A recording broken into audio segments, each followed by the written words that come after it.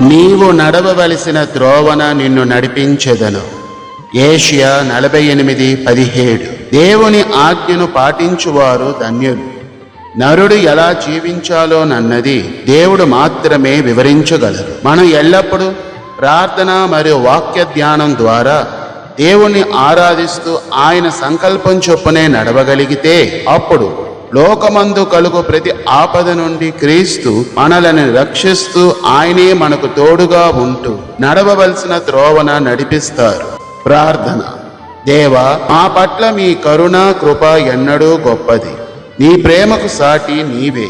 నీకు సమస్తము సాధ్యమే. మా ప్రతి ఆలోచన, ప్రతి నడతను ఈ దినము మీ చిత్తము చొప్పునే నడిపించుమని బ్రతిమాలిచున్నాము. యేసు నామమున ఆమేన్.